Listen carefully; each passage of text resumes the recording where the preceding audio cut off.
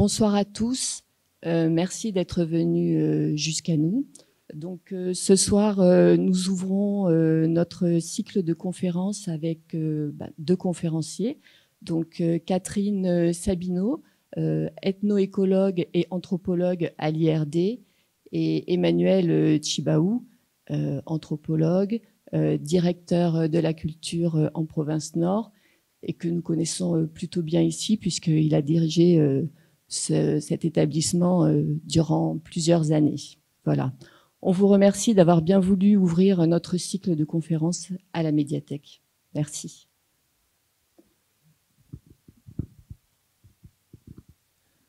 Merci beaucoup. Merci à tous aussi d'être présents ce soir. Bonsoir. Et aussi, merci beaucoup aux artistes qui nous ont offert une performance pour ouvrir et faire le lien entre l'exposition qu'on a co-créée tous ensemble, les artistes, Emmanuel et moi, les œuvres sont des artistes, et cette conférence. Et un merci particulier à Richard Ligoué qui a remplacé Erwan qui avait son torticolis. Et c'était vraiment chouette d'avoir les deux danseurs avec nous ce soir. Donc aujourd'hui avec Emmanuel, on a intitulé notre conférence Pesindane, être le chemin de l'autre, de la transmission des savoirs en milieu kanak aux dynamiques de protection de l'environnement. Alors, comme les termes en langue qui sont annoncés ici sont dans une langue que maîtrise parfaitement Emmanuel, c'est lui qui va vous en parler un petit peu plus. Mais je voulais avant tout nous présenter aujourd'hui en tant que chercheurs qui ont travaillé ensemble depuis 10 ans dans différents projets, de manière plus ou moins approfondie selon les projets. Et c'est de ces 10 ans de travaux communs, ponctuels ou plus longs, certains ont été pendant 3-4 ans, on a eu envie de partager avec vous des éléments de compréhension sur la transmission des savoirs, comment les savoirs se construisent et se transmettent, et comment les savoirs locaux peuvent être mobilisés par les citoyens, et en particulier dans le cadre de la création de politiques environnementales. Donc je vais passer le micro à Emmanuel pour ouvrir le chemin. Bonsoir tout le monde. Déjà heureux de voir beaucoup de monde. Moi, mon propos, il est tiré de mon expérience en tant que d'abord responsable. Ce qui va être présenté ici, c'est le fruit, comme l'a dit Catherine, d'une collaboration entre nos deux structures, l'IRD et puis quand j'étais au centre, le département patrimoine et recherche, et puis le travail qui a été le nôtre et qui a abouti notamment aux propositions que vous avez pu apprécier en prélude de la conférence, avec la prestation des artistes Nicolas Mollet, Erwan Botrel, et l'exposition qui est en cours ici au Centre culturel Tchibaou, qui s'appelle Djengedu. Pesindane, c'est le nom qu'on a donné à cette conférence. C'est un terme en langue fouaï de la région de Yengen. Et Pesindane, c'est la traduction littérale. Enfin, c'est deux termes. Sindane, ça signifie route, chemin, voie, accès. Et puis P, c'est le terme, c'est un marqueur qui indique la réciprocité. Et donc, pourquoi, de quelle manière il est utilisé chez nous, c'est parce que lorsque il est mis en rapport avec lorsqu'on va à une cérémonie ou on est invité quelque part à une manifestation coutumière, la première chose à laquelle naturellement on va penser, c'est de réfléchir à la manière dont on va arriver. Et on arrive toujours par la route. Et donc, notre manière de faire, c'est de chercher une entrée. Et l'entrée, pour le coup, elle se matérialise par un sentier qui est le chemin dans l'expression, mais c'est aussi quelqu'un qu'on va trouver à cette entrée. Et donc c'est pour ça qu'on dit, enfin, de manière un peu commune, c'est on cherche quelqu'un pour faire la route, pour arriver à telle maison, à telle cérémonie, à telle. Et c'est qui dans notre réseau d'alliance qui est le plus proche, c'est à celui-là qu'on va présenter ces hommages et de dire, ben voilà, je me permets d'arriver et puis on retrace à cette occasion les liens qui nous unissent et qui sont pas simplement des liens physiques d'alliance, de parenté, mais qui sont aussi des liens de fraternité professionnelle, mais également des liens qui sont aussi l'héritage des alliances passées, des mythes, des guerres, des disputes, etc. Donc c'est pour ça qu'on a choisi de donner ce nom à la proposition de conférence qu'on va partager ce soir, aussi du fait que en donnant ce nom, on pense aussi au fait que lorsqu'on chemine, vous l'avez vu lorsque vous êtes arrivé ici au Centre culturel Chibao, vous n'arrivez pas directement à la porte du Centre culturel Chibao, vous arrivez à l'entrée et vous cheminez jusqu'ici. Donc de manière assez conceptuelle, c'est la première porte, c'est d'abord ce cheminement-là, une mise en condition qui est faite par la relation à l'espace, les sapins, les cocotiers, le fait qu'on se dit, ben attention, je vais arriver dans un endroit, et puis je me mets déjà en recul par rapport à ce qui est la vie de tous les jours, le quotidien.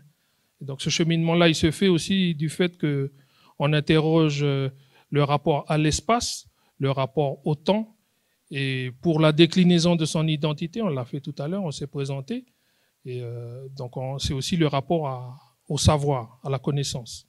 Donc c'est un peu long l'explication, mais c'est pour ça qu'on a choisi de donner ce nom-là à la conférence, quoi. Voilà.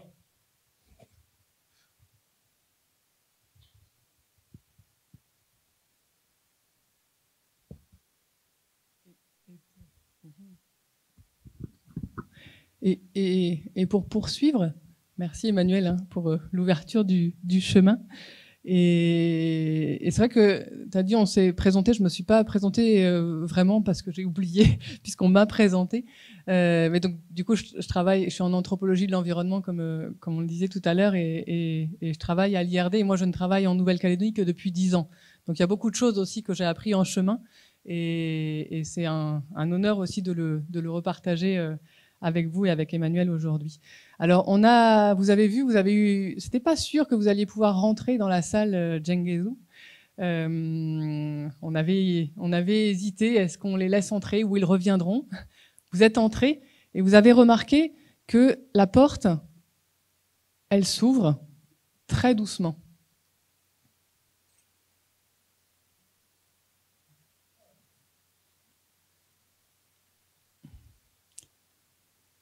Elle s'ouvre très doucement parce que Djenguezou, on ne l'a pas dit, je crois, ça veut dire « sois attentif ».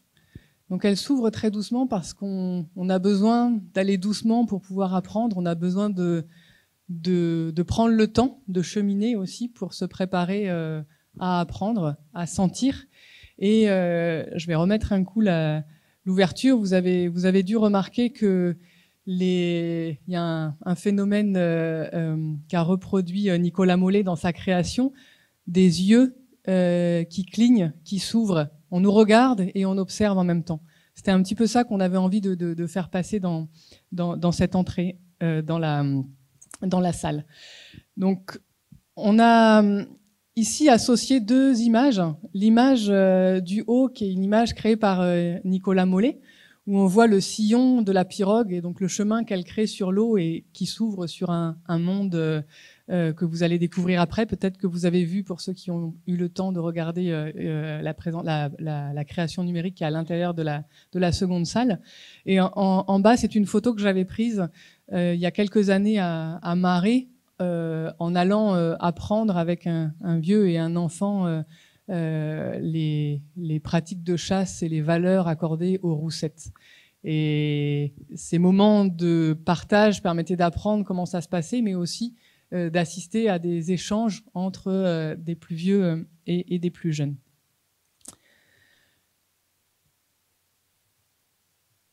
On va démarrer la conférence, même si on l'a démarré, c'était une grande introduction. On va démarrer la conférence avec un exercice que Nicolas nous a fait faire à Emmanuel et moi. On a l'habitude en anthropologie, en sociologie ou dans d'autres champs disciplinaires de parler longtemps, d'écouter et d'avoir des conversations très longues avec les gens pour comprendre leur réalité, comprendre comment ils voient les choses, comment ils gèrent leur environnement, notamment dans les projets qu'on mène.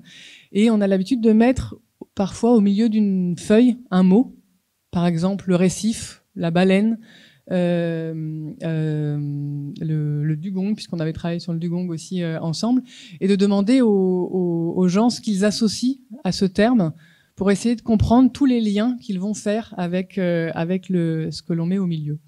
Et dans l'expo, pour l'expo plutôt, Nicolas nous a demandé à Emmanuel et moi de nous mettre autour de la table, autour d'une table avec des post-it, autour du terme de transmission et de transmettre.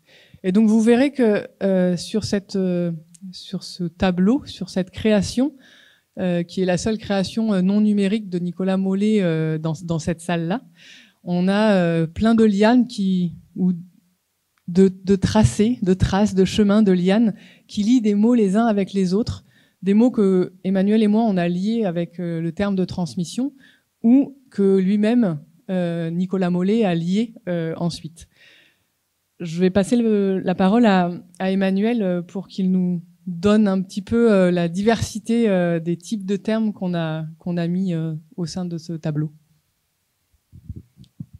Donc ce qui est important dans cet exercice, qui était le point de départ du projet aussi, c'était de comprendre, il y a une lumière là, c'est ça, c'est de comprendre que les réalités que l'on partage, elles sont aussi le fruit de notre pensée. Et que la pensée, elle se matérialise dans le verbe. Bon, c'est logique, mais c'est aussi logique de se dire qu'on parle en français et que forcément les représentations qu'on va utiliser, elles sont pensées pour le coup en français. Et lorsque l'on parle de transmission, lorsqu'on parle de partager des connaissances, des savoirs, c'est important aussi de faire un pas de côté et de se dire que celui qui est potentiellement mon informateur ou mon collègue ou quelqu'un à qui je vais demander assistance pour comprendre, il n'est pas forcément issu de ma culture. Et donc, du coup, la manière même d'interroger le rapport au sens, il se traduit aussi dans les mots. Et quand on a fait ce travail avec Nicolas Mollet, on a mis au centre transmission, transmettre, et puis ça c'est en français. Hein. Et donc, du coup, après, comment le rapport au savoir, comment il se traduit. Et donc, c'est là déjà où on se rend compte on se rend bien compte qu'on n'est pas issu de la même matrice, parce que, par exemple, quand on dit comprendre, on dit dans les langues des Yengen, tena. Et quand on dit tena, c'est pas simplement comprendre, c'est distinguer, c'est tena, j'entends, j'écoute, tena, je sens le froid, tena wokim, je sens qu'il fait froid. C'est distinguer, apercevoir, par exemple, dans le flux de l'écume des vagues, un banc de sardines de tena, tu as vu, tu as distingué dans le flot de la mer cette ombre qui est furtive là. Donc du coup, c'est aussi se rendre compte que c'est la perception même de la manière dont se découpe la pensée et l'usage qu'on fait du langage, il se traduit différemment. Donc forcément, quand on parle en français, on gomme aussi on polie ces expressions pour les faire correspondre à ce qui est le français. Donc là, c'est le cas pour tena comprendre. Et si je vais traduire par exemple le savoir, c'est plutôt rattaché à, on dit hina. Et tena, c'est plutôt le sensoriel, et puis hina, c'est rattaché à la main. C'est ce que je sais, c'est ce que j'ai déjà expérimenté par la pratique, par le geste. Et donc, du coup, dans la déclinaison qu'on a formulée là dans l'exposition et puis ce qui est présenté derrière là, ça reprend un peu cette déclinaison, cette arborescence qui se démultiplie au fil des langues. On n'a pas mis toutes les langues. Nicolas, il parle djéhou, Catherine, elle parle français. Moi, je parle langue des Yingen. Donc, c'est aussi se rendre compte que les réalités que l'on décrit, elles sont aussi forcément imprégnées de ces conceptions que l'on a intériorisées depuis la naissance et puis que pour le coup, on traduit avec ces différentes couches de filigrane qui se déclinent dans les petites lignes qui sont bleues, vertes ou jaunes en fonction du dessin et puis qu'on va mettre en retrait ou en avant en fonction du sens que l'on veut révéler dans le propos. Donc, c'est rattaché à la transmission autant que à la perception de ce qui est les usages de la connaissance et des pratiques. Donc c'est ça que je pourrais dire, voilà, pour la manière dont on a formulé. Donc ça marque aussi le fait qu'on ne fonctionne pas du tout de la même manière et puis que c'est justement le fait de prendre en compte des réalités différentes qui nous fait apprécier du coup l'altérité. Et que la connaissance, elle se construit aussi par cette diversité qui est formulée dans tous les écosystèmes qu'on valorise aujourd'hui, mais qui aujourd'hui, peut-être qu'il faudrait aussi faire ce travail-là aujourd'hui en se disant que si on parle français, l'altérité, elle se construit aussi dans la diversité pour le cas ici en tout cas, des 28 langues qui sont formulées avec 28 représentations du monde de ce qui est la perception, la connaissance, la transmission des savoirs. Voilà. Merci. Et ce qu'on dit souvent aussi, c'est que la diversité linguistique, elle est très liée à la diversité biologique. Et on parle souvent de crise de la biodiversité, de perte de biodiversité et moins de perte des langues. Or, c'est quelque chose qui est assez lié. Si on perd les mots pour nommer les choses, on va perdre beaucoup des connaissances qu'on va avoir sur notre environnement. Donc c'est aussi quelque chose qui est important de décrire les choses par les mots et par les mots différents qu'on peut employer. Alors, notre conférence, on a souhaité la mettre en lien avec l'exposition. Et avant de présenter le plan qui s'affiche sur l'écran, je voulais nous voulons partager avec vous comment est-ce qu'on en est venu à faire cette exposition et la création numérique que vous allez regarder juste après. On a eu une sollicitation de l'IUCN, un organisme international sur la protection de la biodiversité, qui souhaitait qu'une création numérique soit réalisée pour passer de manière universelle un message, à savoir que les savoirs locaux sont pertinents et doivent être considérés pour penser la gestion de la biodiversité. On ne peut pas utiliser uniquement les savoirs sur les plantes, il faut aussi, pour faire une caricature, il faut aussi s'intéresser aux manières avec lesquelles les populations voient leur environnement, comment ils le vivent, comment ils le gèrent.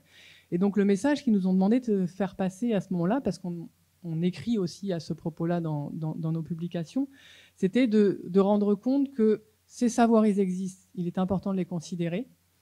Et les sciences humaines, aux côtés des sciences naturelles, écologiques, peuvent travailler ensemble pour nourrir cela. Donc l'idée aussi, c'est que on considère que la crise écologique qu'on vit aujourd'hui, c'est une crise en fait des sociétés humaines aussi, qui met en danger nos existences, celles des autres.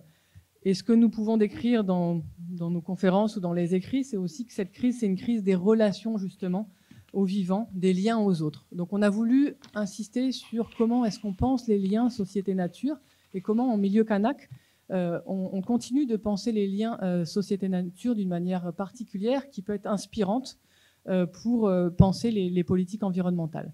Donc dans notre conférence, on aura une petite partie pour rappeler, alors pour ceux qui sont dedans, ça va être très connu, on va dire, très rapide comme présentation. Mais pour ceux qui sont moins au fait, ça amènera quelques clés. Comment sont pensés les liens société-nature en milieu kanak. Comment s'élaborent ensuite ces équilibres? Comment est-ce qu'on les construit? Comment est-ce qu'on les entretient? Comment ensuite on ajuste nos pratiques et nos politiques environnementales qui aujourd'hui sont des politiques à différentes échelles au niveau international, gouvernement, État, province, etc. Et on terminera sur les manières avec lesquelles on peut apprendre des autres pour construire notre savoir et pour construire ces politiques.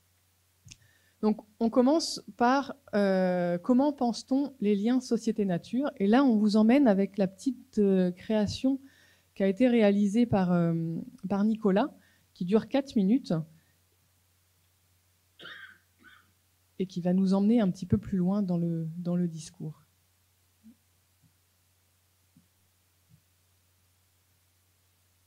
Il y a un petit souci de son, alors que ça marchait tout à l'heure.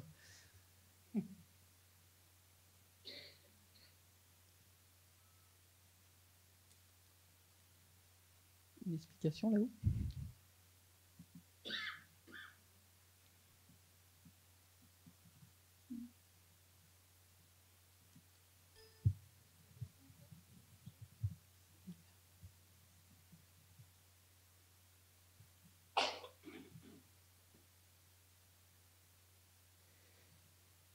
Elle marche aussi sans son.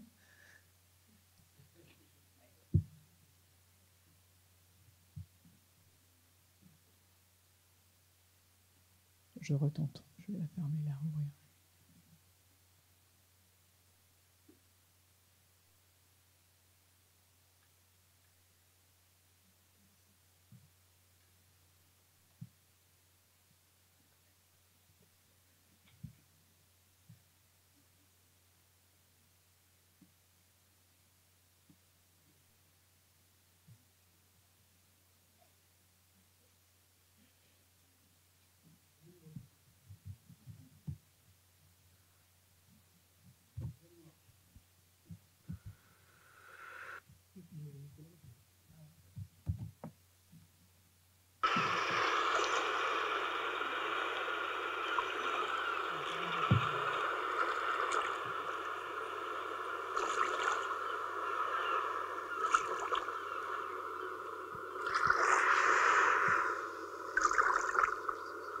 Je suis un pêcheur. Un pêcheur qui pêche comme on lui a appris. Pour ne pas oublier, éviter l'abîme du temps. Les saisons, les savoirs, les interdits, les coutumes, les rites, les secrets, ne pas oublier.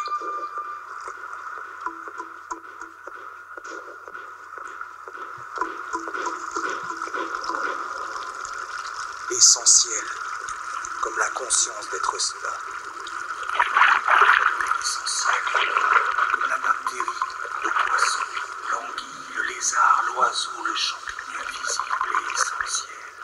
L'arbre, la fleur, le tubercule, le coco essentiel à la rosée du matin, terre humide, aux rivières, comme la conscience d'être cela. Les petits épées, les saisons, les interdits, les coutumes, les savoirs, les rites, les secrets, tout recommence. Essentiel comme la cadence et le rythme de tout cela.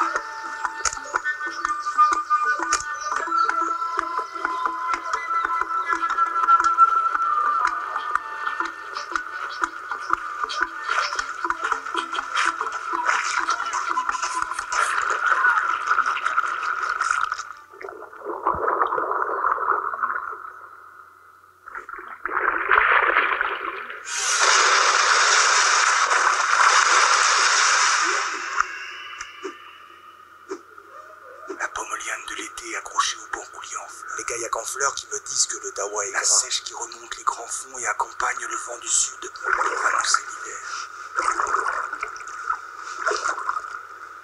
Le ton jaune des grandes marées d'été, quand les sternes blanches chassent dans le lagon, libre comme l'air.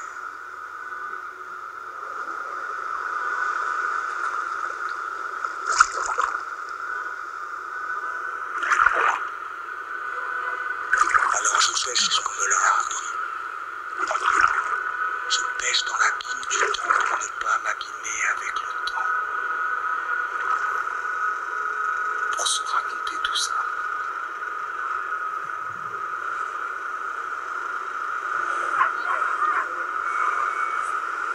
Le bonheur d'être tout cela.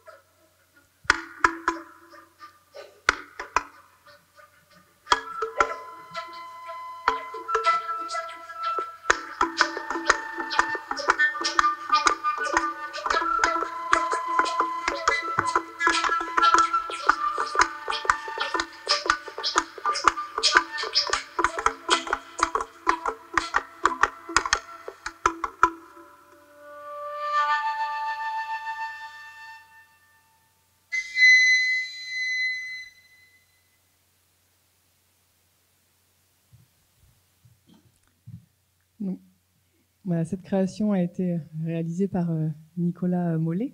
Et vous pouvez la retrouver pour ceux qui souhaitent la re-regarder et réécouter les paroles ou revoir des choses, parce qu'à chaque fois qu'on la voit, on apprend de nouvelles choses qu'on n'avait pas vues au début sur le YouTube de l'IRD. On a voulu commencer par cette vidéo parce qu'il y a énormément de choses dedans, des choses que chacun de nous peut percevoir. Certains vont voir des choses, d'autres vont voir d'autres choses. Je pense que tout le monde verra qu'on parle de liens entre société et nature, de liens qui marquent les continuités. Et on va vous partager deux points particuliers des liens qui marquent les continuités dans cette première partie. Et donc, excusez-moi, je m'embrouille un petit peu. On va parler des liens qui marquent les continuités en milieu kanak et ensuite des récits qui racontent Théa Kanaké. Donc, pour les liens qui marquent les continuités, en fait, au-delà du lien à la terre qui est très connu en milieu kanak comme étant très important, il y a 3 éléments qui méritent d'être mis en avant pour définir les rapports homme-nature.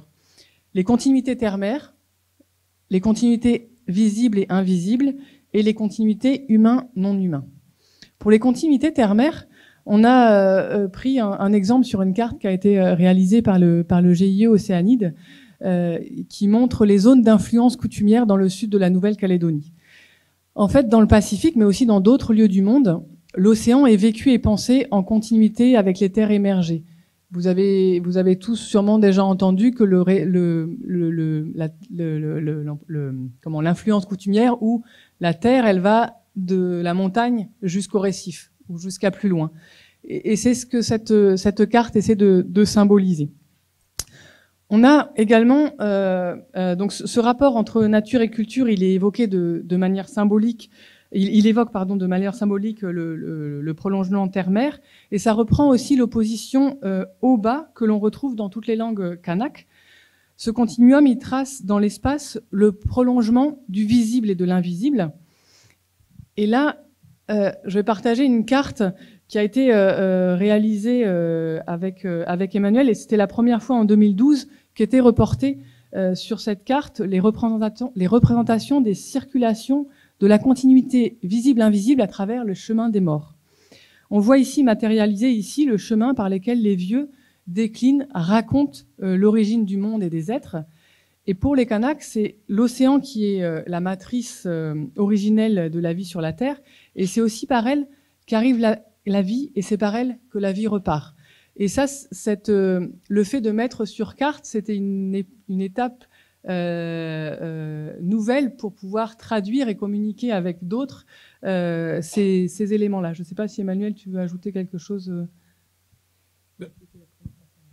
Dire que quand on parle de continuité entre le visible et l'invisible, c'est rendre compte aussi d'une réalité qui est rappelée dans les sociétés océaniennes à chaque fois qu'il y a un décès.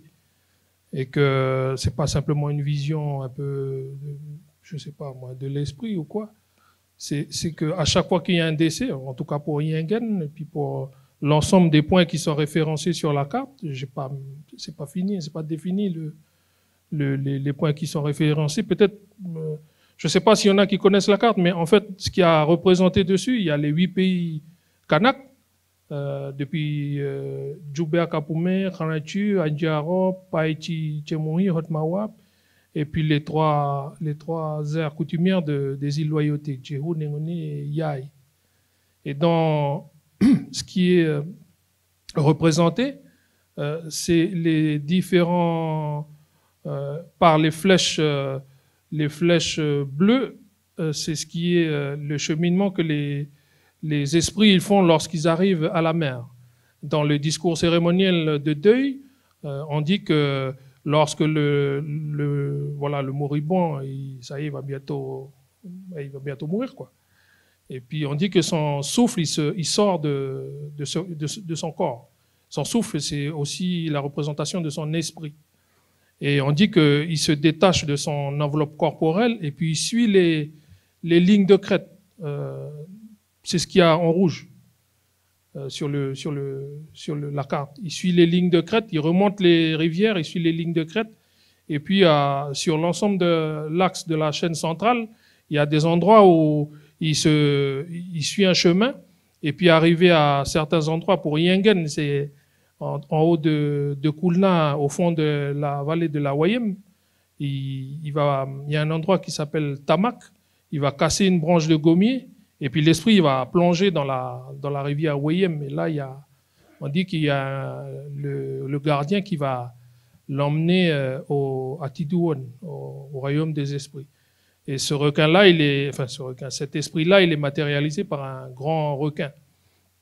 Et donc, cette continuité entre le visible et l'invisible, c'est aussi le fait que l'origine du monde, on a dit tout à l'heure, c'est l'océan. C'est de là où l'individu il prend sa force. Lorsqu'il naît dans le ventre de sa mère, il est baigné dans l'eau. Et son cheminement d'enfant jusqu'à qu'il devienne adulte, ça va être ce cheminement de dessèchement de l'eau jusqu'à le dessèchement total qui va être le fait que chaque étape de la vie, elle va être marquée par ces phases, cette séquence où on va se dessécher, on va perdre les premiers cheveux, on va perdre les premières dents, et puis après on va se raser pour les premiers poils de la barbe, pour les garçons, les premières règles pour les filles, dessèchement encore, jusqu'au moment où il se marie et puis jusqu'au moment où il part. Il devient plus que souffle et l'esprit, il poursuit son chemin, il va laisser juste que les ossements qui vont être déposés généralement dans les cimetières. Donc cette continuité entre le visible et l'invisible, il se matérialise aussi dans le quotidien des gens, parce que c'est rappelé à chaque fois qu'il y a les discours cérémoniels. Et autre élément qui nous rattache à cette matrice originelle, c'est que c'est pas simplement l'origine de l'homme, mais c'est également l'origine de toutes les plantes. Les plantes les plus sacrées, on dit dans nos langues, on dit les vraies plantes, la vraie nourriture, les vrais médicaments.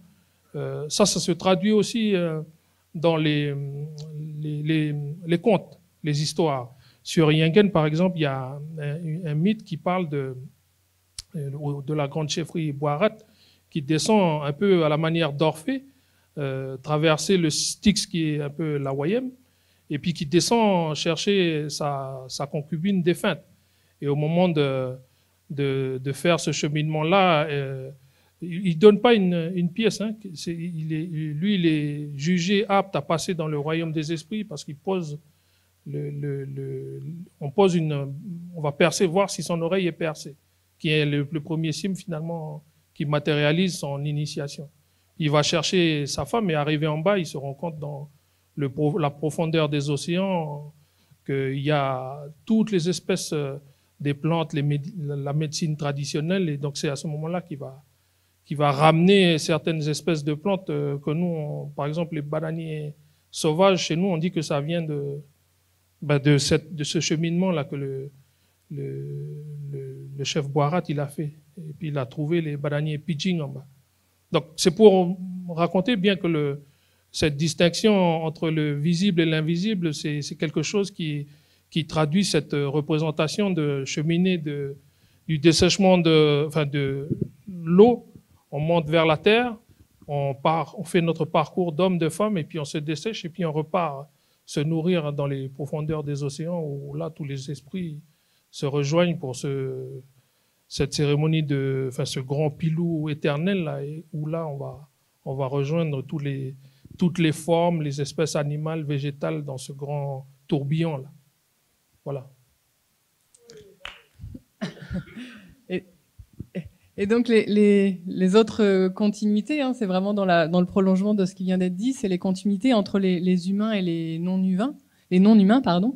Donc chaque forme de vie qui existe est en lien avec une autre. On a les ancêtres, les cailloux, les plantes, les animaux terrestres et marins, les génies, les humains vivants et morts qui constituent le monde. Et l'humain n'y a pas une place dominante. Il a une place parmi les autres.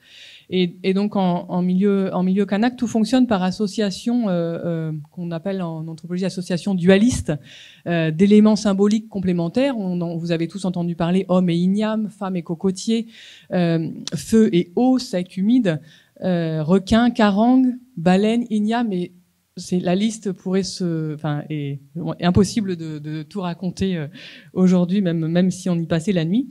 Et vous savez que les clans s'identifient à un élément non humain qui peut être un animal, un végétal, un minéral ou encore un élément météorologique comme le tonnerre. On parle souvent dans le mot en français de totem, mais c'est un mot qui n'existait pas auparavant dans les langues, mais c'est souvent comme ça que c'est connu. Ainsi, en fait, pour les Kanaks, comme pour d'autres sociétés qui perçoivent le nom et le nomment dans l'altérité, en nommant deux choses qui vont l'une avec l'autre, les concepts d'écosystème et de nature, ils n'existent pas et ils ne correspondent pas à une manière de concevoir et d'ordonner le monde. On est vraiment sur des réflexions autres. Donc cette dernière diapo sur les continuités, elle reprend d'ailleurs le terme, tu l'as utilisé pour les plantes tout à l'heure, les vraies plantes. Les animaux, les végétaux comme les minéraux rappellent les liens entre les groupes familiaux, les îles entre la terre et la mer. La carte dont a parlé tout à l'heure Emmanuel rappelait aussi ces liens qui lient plusieurs sites. Et on parle dans beaucoup de langues kanak, je pense qu'on peut dire toutes, mais on les connaît pas toutes, de vraies plantes, vrais poissons. Donc si on le traduit littéralement, alors c'est pas vrai versus faux, c'est quelque chose qui est pas forcément très facile à traduire, mais qui est profond, qui est fort. Et ces animaux ou ces plantes ou ces autres éléments en fait servent de trait d'union entre les éléments et entre les clans en particulier. Donc là, on a quelques photos qui avaient été prises par Mathieu Juncker, qui étaient dans une exposition qu'on avait réalisée récemment il y a 2-3 ans sur les pêches coutumières à l'île des Pins. Il y a encore des livrets qui sont en ligne sur le site du centre. Et pour terminer, juste quelques extraits de verbatim pour vous rappeler comment on travaille aussi au département recherche et patrimoine, mais en tant qu'anthropologue aussi à l'IRD ou à l'université ou ailleurs. Lorsqu'on échange avec les gens, on essaye d'enregistrer, lorsqu'ils sont d'accord avec cela, leurs propos pour pouvoir les rapporter ensuite sans les déformer. Donc on a ici quelqu'un de Nouméa qui avait indiqué que la frégate, quand elle vient sur la terre, c'est le signe que le vent va se lever. Et puis c'est aussi le signe que dans la vie sociale, un truc va se passer. Donc là, on a encore les liens forts entre la vie sociale et les éléments qu'on qualifie en français souvent de naturels. Et là, un autre verbatim, extrait de témoignage, le tricoréier, c'est le lien totémique, la fonction de chaque clan et sa chefferie. Il exprime les interdits. C'est aussi dans la chaîne de l'écosystème. On a pris cette citation-là aussi parce que vous voyez que dans une citation, alors c'est écrit tout petit, d'un habitant d'Ouvéa, on a les termes qui qualifient le lien totémique, la fonction du clan, mais qui reprend aussi des termes qui aujourd'hui sont très communs, comme la chaîne de l'écosystème. Je vais passer la parole à Emmanuel pour les récits qu'il raconte. Récits qui racontent, parce que c'est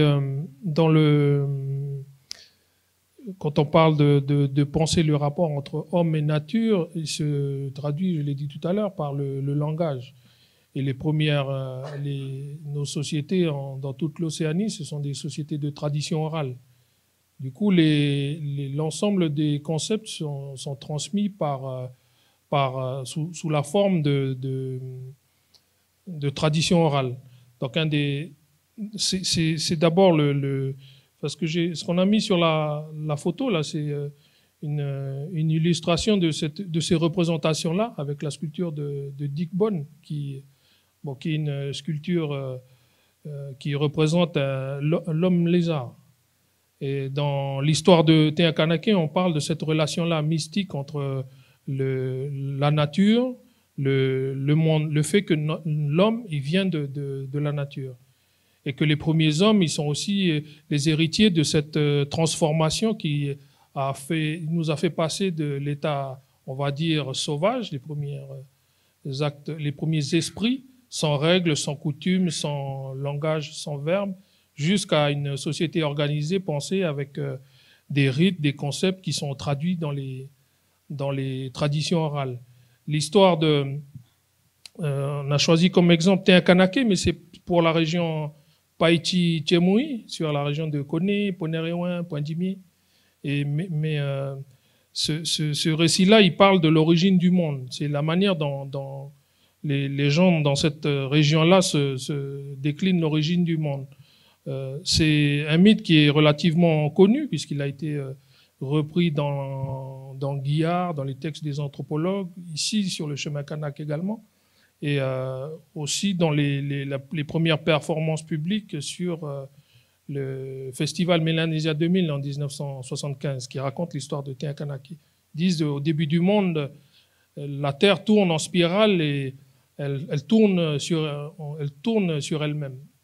Et que feu chaud et feu froid se rencontrent, et de leur rencontre s'est projetée sur la Terre une dent. On dit que c'est la dent de la Lune. Elle est projetée sur cette Terre-là qui tourne en spirale, et puis ils disent que de cette projection, lorsque la dent elle arrive sur la Terre, la Terre est recouverte par les eaux. Et que lorsque la dent arrive, elle se fiche au milieu de ces océans qui recouvrent l'ensemble de la planète, et puis qu'on va voir se coaguler à la base de cette dent, comment on appelle ça, la base du sang, c'est les vers, puis qui vont peupler les océans, et par la suite, il y a plusieurs phases de décrue, et puis les premières montagnes ici sur la Grande Terre vont sortir dans le centre de la Calédonie Maori, entre Kanala, Moindou, et puis plus le Yeouma, en haut de Bouraï, Azareux, et puis plus loin encore, le massif de Pagny, Tono. Donc c'est un peu de cette manière-là que les gens racontent finalement cette continuité entre le fait de venir des origines.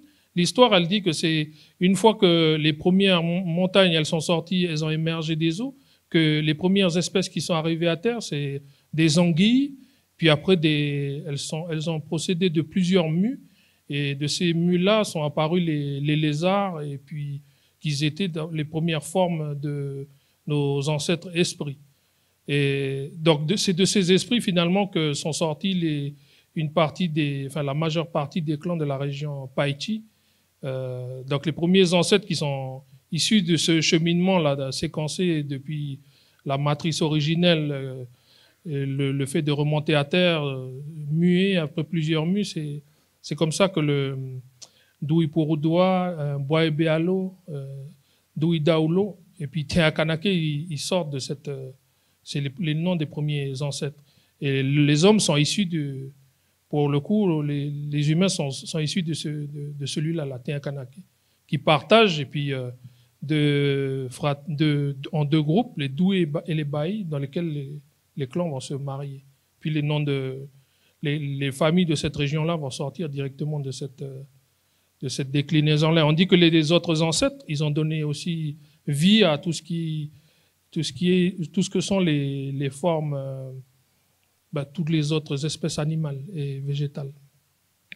Donc c'est aussi de cette manière-là qu'on se rend compte aussi de cette origine, puisqu'à l'heure encore d'aujourd'hui, cette histoire, cette conception qui nous lie à la nature, elle est transmise par les traditions orales et qui permet non seulement aux hommes de s'originer, mais aussi de décliner qui ils sont. Quand on arrive chez quelqu'un, je vous l'ai dit tout à l'heure, j'ai parlé du cheminement, la première chose, c'est ce qu'on fait, c'est de dire qui on est. C'est ça qui préside d'abord au lien social, de dire d'abord qui on est et à qui je m'adresse. Et dans cette relation-là, on place l'origine de l'homme dans l'océan et puis son cheminement jusqu'au tertre où il est assis aujourd'hui, avec la toponymie des espaces, mais aussi rattaché à ça tout ce qui est les espèces emblématiques, les espèces animales, végétales qui sont rattachées à ce cheminement-là depuis sa forme originelle jusqu'à là où il est devenu clan. Donc c'est aussi pour indiquer que dans les sociétés océaniennes, la manière dont on transmet, c'est dans l'ensemble des registres de tradition orale, dont celui dont j'ai parlé là, on dit Djahma sur la région de Yengen, c'est la forme la plus élaborée, mais il commence à la base d'abord par les berceuses, après les jeux de motricité, les petites histoires, Hingo, et puis jusqu'à la forme la plus concrète qui est celle de Djahma, où on raconte l'origine des clans et puis l'origine des plantes. Voilà. La première partie était longue avec beaucoup d'histoires parce qu'on a essayé d'expliquer un peu les concepts clés qui définissent les rapports homme-nature et puis d'expliquer l'origine du monde. C'est un grand défi quand même en quelques minutes, quelques dizaines de minutes. Dans cette partie, on va donner deux exemples en fait pour raconter comment aujourd'hui s'élaborent les équilibres entre tous ces éléments qu'on a décrits. Il va falloir que tu boives vite parce que je vais te redonner la parole assez vite. On a choisi de vous parler de deux choses. Du cycle des saisons d'Ignam, qui est lié au cycle des hommes, que beaucoup d'entre vous connaissent. C'est le moment qui marque le début de l'année Kanak. Tout le monde le connaît, c'est avec l'Ignam. Mais les choses sont... Avant de te passer la parole, je voulais aussi rappeler que la fête de l'Ignam, c'est quelque chose qui est commun. Mais elle va se dérouler de manière très différente selon les endroits où on est en Nouvelle-Calédonie. Et c'est intéressant aussi de voir cette diversité dans la manière de vivre et de partager et de gérer ce moment-là. Mais c'est un cycle en fait qui est vraiment fondateur et fondamental en milieu kanak. Et on parlera ensuite de quelques espaces, la manière avec laquelle on définit des espaces sacrés, la notion des tabous, d'interdits et de réserves pour tranquillement arriver aux politiques environnementales. Ok, bon, ça va être rapide aussi, hein. Mais parce qu'on parle d'Ignam, c'est quelque chose qui est assez connu pour tout le monde, jusqu'en Afrique, jusqu'à ici. Mais là où je pense peut-être on perçoit de manière implicite, c'est tout ce qui est rattaché à la consommation de cet aliment. Le fait que vous avez certainement des collègues qui... Là, aujourd'hui, on est... Quel jour là? Jeudi 4, 6. C'est la saison, c'est les 2 semaines de vacances. C'est la saison, les premières saisons où on consomme les Ignam, les prémices, ça a commencé déjà. C'est ouvert depuis février. Et l'ensemble du calendrier qui régit les individus à l'heure d'aujourd'hui pour les sociétés kanak, c'est rattaché à la déclinaison de ce qui va être son rapport à l'autre. Comment ce rapport-là il se traduit? C'est dans les échanges. Notre vie, ce n'est qu'une succession d'échanges qui est formalisée au moment où on procède des différentes séquences dont j'ai parlé tout à l'heure, depuis la naissance jusqu'au mariage, jusqu'au deuil. Et à chaque fois qu'on procède de ces séquences-là, on va mettre en avant dans les relations non seulement l'origine des clans, le cheminement depuis ce que j'ai raconté tout à l'heure, le mythe d'origine, la manière dont on s'est installé à un endroit, mais également le fait de communier et au moment des échanges autour de l'Ignam. Et donc l'ensemble de ce qui est les fondamentaux de de notre société, il s'articule autour du calendrier de la consommation d'igname. Il n'y a pas de cérémonie qui se passe sans qu'il y ait d'igname. C'est ce qui fait qu'à l'heure d'aujourd'hui, certainement, vous allez remarquer aussi dans le monde professionnel en tant que responsable que c'est le moment où les gens vont demander des congés. Parce que c'est le moment où on doit réaffirmer cette identité-là qui est matérialisée au moment de l'échange. Depuis l'origine des individus, lorsqu'on est dans la matrice originelle, on est avec les esprits. On n'a pas de visage, on est pierre, on est tonnerre, on est baleine, on est requin. À partir du moment où on est existence, on nous donne un patronyme, on apparaît aux yeux du monde et donc du coup on chemine avec ce patronyme-là pour lui donner à manger.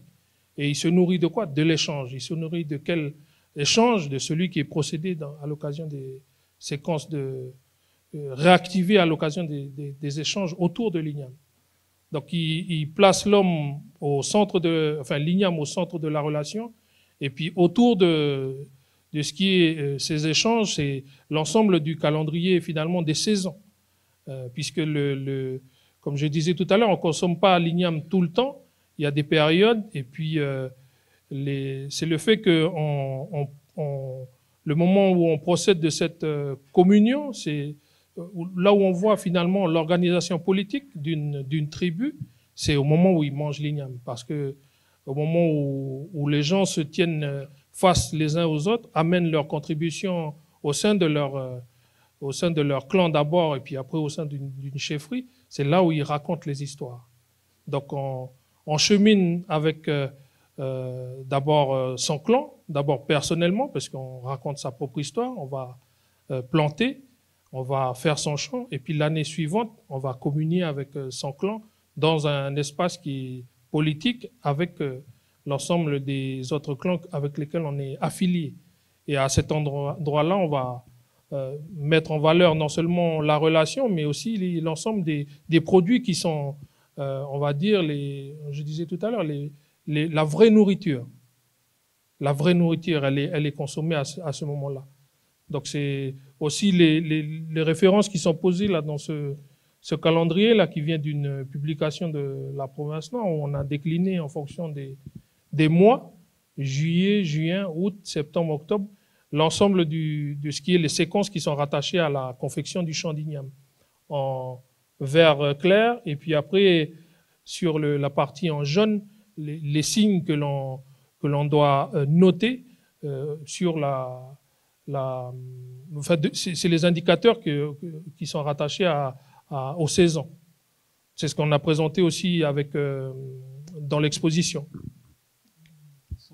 Sur la bande sonore qui est dans l'exposition. Quand une fleur fleurit, quand un telle espèce passe, ça indique aux hommes qu'il faut faire quelque chose. Voilà, là par exemple, là c'est les sèches. Là il y a une partie des ignames qui sont mangés à maturité. C'est là où tous les oiseaux ils sont gras. Les notous, les roussettes. Donc c'est à ce moment-là une fois qu'on a l'igname est arrivé à maturité, on va faire la chasse. Et puis c'est là où on va pouvoir procéder des échanges. Jusqu'au moment où on va remettre l'igname en terre, on va suivre ce calendrier des saisons et puis on va finalement procéder durant le laps de temps où on a la possibilité de consommer cet aliment ainsi que les animaux et les espèces qui sont rattachées aux cérémonies. On va le faire durant cette période-là. Donc, on parlait de comment s'élaborent les équilibres. Hein. Donc là, le cycle des lignames, c'est aussi il y a les équilibres entre les éléments naturels et les cycles de vie humaine. C'est aussi des moments où au moment de la fête de l'igname, c'est des moments où on règle aussi des histoires où ça peut parfois être tendu ce moment-là au sein des familles et des clans, parce que c'est un moment pour passer à l'année suivante. On va expliquer et reconstruire les liens pour que l'équilibre soit maintenu. On a aussi dans la manière de maintenir les équilibres une action sur les zones où on va pouvoir aller chercher de la nourriture, notamment. Et on souhaitait mettre en avant que tout ce qui est tabou, interdit, réserve, ce ne sont pas... Alors, on n'a pas mis tous les termes en langue, parce qu'il y en a plein, on a repris les termes en français, parce qu'on parle en français aujourd'hui, mais il est vraiment important de penser de savoir que si on met un tabou, si on met un interdit, si on met une réserve, c'est une fonction sociale. C'est pas pour préserver de la biodiversité, une espèce. Ça va avoir cet impact-là, puisqu'on va pas y toucher pendant un petit moment. Mais l'objectif premier est vraiment de fournir d'importantes quantités de nourriture pour des événements et de disposer d'un garde-manger en cas d'événement extrême, comme une sécheresse ou un cyclone. Donc ce maintien de l'équilibre de la société, il se fait aussi parce qu'elle fait en sorte d'avoir accès à de la nourriture, de la nourriture pour manger, de la vraie nourriture aussi spirituelle pour rappeler les choses, et de disposer d'un garde-manger en cas d'événement extrême. Je vais aller un peu vite parce que... c'est ça passe vite. On pourrait rester encore quelques heures si vous avez le temps, mais on va tenir le temps. On voulait aussi mettre en avant qu'il y avait énormément de modalités de tabous. C'est pas parce qu'on dit que c'est tabou qu'il y a une définition derrière directe. Il y a une diversité de modalités. Alors je te donne la parole quand même pour en parler un peu. Bon, c'est qu'on dit tabou, déjà c'est pas un mot français, hein, c'est un mot polynésien. Donc c'est ça aussi, c'est à partir du moment où on définit, on s'adresse en français, on interroge aussi, il faut définir ce qu'on met dans ce mot. Nous, je dis à Yingen par exemple, il y a la définition de ce qui est tabou, c'est d'abord personnel, l'appréciation, parce que c'est rattaché à ma propre histoire, au déplacement des clans, peut-être qu'il y a des terres qu'il ne faut pas toucher, etc. Après, il y a la dimension locale, le fait que ce soit reconnu par une tribu, par exemple, qui est le fait qu'à un endroit, on a enterré un chef d'importance. Donc, du coup, ce qui est tabou pour tout le monde. Et puis, la dimension générale, comme par exemple la grande rivière de Wayem, c'est reconnu comme un espace qui est tabou pour beaucoup de clans de Yingen, beaucoup de tribus, parce que c'est finalement le chemin que tous nos esprits ils empruntent pour aller à Tidouan, rejoindre cette grande danse-là des esprits. Donc, on se rend compte aussi que le fait d'utiliser des termes en français, le fait d'apposer forcément la dimension de réserve, elle ne renvoie pas forcément aux mêmes implications dans nos langues. Donc, c'est aussi important de se positionner puis de faire ce pas de côté avant de... parce que il y a le code de l'environnement et la réglementation, c'est applicable par tous. Et puis, pour autant, dans la perception que les gens ils ont, on va le voir dans la suite, la représentation, c'est pas du tout... Enfin, elle est différente. Donc, c'est ce qu'on a mis là dans les deux termes qui sont opposés. Hiri, c'est en Fouaï, Hitei en Pidgé. Et puis, Raoui, pareil, là aussi, qui est un apport dans la réglementation en Polynésie sur le fait d'utiliser d'une manière ponctuelle des espaces à sanctuariser pour des usages traditionnels. Je veux dire par là que la société traditionnelle, elle n'a pas attendu la réglementation pour pouvoir préserver ou non les espèces. Elle a déjà des modes de gestion qu'aujourd'hui on est amené peut-être à confronter, à partager. L'idée, c'est un petit peu d'ouvrir un espace et de se dire qu'il y a potentiellement des approches à partager dans l'un et dans l'autre. Voilà. Merci. Et pour les tabous, on va avoir il y aura toujours quelque chose à respecter quand un lieu est tabou. Donc ça peut être pour un clan, quelques personnes ou beaucoup de personnes qui doivent respecter quelque chose. Mais le tabou, il peut être sur le fait de ne pas porter certaines choses quand on va dans l'endroit, de ne pas prélever, de ne pas marcher. Mais ça va être cette diversité de contraintes que se posent les hommes pour bien respecter le lieu concerné. Et de ce que nous avons partagé depuis le début de la conférence, nous avons vu que ce que disait Emmanuel, que le rapport à la connaissance qui a tendance à dominer chez les peuples océaniens, il est ancré dans différents continuités, et en particulier dans le continuum entre nature et culture. Et ce qui a tendance à dominer en Occident, je dis bien qu'il y a tendance qui a pris le dessus, parce que ça ne concerne pas tout le monde, mais c'est plus marqué par des dichotomies et des séparations entre nature et culture Et on ne doit pas oublier que les politiques de gestion de la biodiversité d'aujourd'hui, elles sont nées dans ce contexte-là. Elles sont nées dans ce contexte. Et les mots que nous employons en français ou en anglais comme biodiversité ou écosystème, elles n'existent pas, comme je le disais tout à l'heure, dans les langues océaniennes et dans de nombreuses autres langues du monde. Donc, nous proposons dans ces quelques diapos-là, qui seront relativement courtes, de comprendre, en tout cas, de prêter attention à comprendre le sens des mots pour construire des politiques environnementales, de prêter attention aussi aux manières de traduire les représentations et les savoirs pour faciliter le débat à propos des règles, et de ne pas oublier aussi qu'il est important de considérer que le secret a sa place aussi dans la gestion des hommes et des espaces, qu'on ne doit pas forcément tout savoir pour pouvoir gérer ensemble un espace. Bon, pour comprendre l'essence de mots, on a juste mis quelques exemples extraits d'entretiens menés en Calédonie sur ce que signifiaient les termes pêcher, interdit de pêcher, réserve. Donc là, on a un homme de Hunete à Lifou qui à la question « Peut-on pêcher dans la réserve ?» a répondu « Je pense qu'on peut pêcher à la ligne, mais pour une consommation personnelle. Plus de filets, plus de fusils. » On a ici un homme de Mouli à Ouvéa qui dit « Mais on n'empêche pas les gens de pêcher pour se nourrir. » Et ce verbatim, il était intégré dans une plus grande citation, un témoignage, qui, je vous le lis, les réserves coutumières étaient pour les grandes chefferies, pour les grandes cérémonies coutumières. Mais on n'empêche pas les gens de pêcher pour se nourrir. À l'Ekini, on ne pêche qu'à l'épervier et à la ligne. Ces entretiens, ils ont été menés dans le cadre d'un projet sur les animaux marins emblématiques dont on parlera rapidement et dans le cadre d'un projet qui était en partie financé par la province des îles Loyauté, qui était en train de construire son code de l'environnement et qui souhaitait s'inspirer au mieux des manières avec lesquelles les gens géraient déjà pour construire leur politique. Et si on crée une réserve et qu'on a, lors des entretiens qu'on a menés, appris qu'une réserve pour les gens, ça voulait dire que c'était interdit de pêcher. Mais qu'après, on comprend que finalement, pêcher, c'est juste pêcher à la ligne, enfin pêcher au filet ou au fusil qui est considéré comme pêcher dans la langue. Alors si on met interdit de pêcher dans le droit, on va interdire aux gens d'aller pêcher pour se nourrir, même à la ligne, juste un poisson. Et donc on va être contraire à la manière avec laquelle les gens percevaient le terme d'interdit de pêcher. Donc, résumé d'une autre manière, c'est que aire protégée ou réserve marine va signifier pour certains que c'est synonyme de garde-manger. Quand on a besoin, on va aller chercher, mais juste pour manger.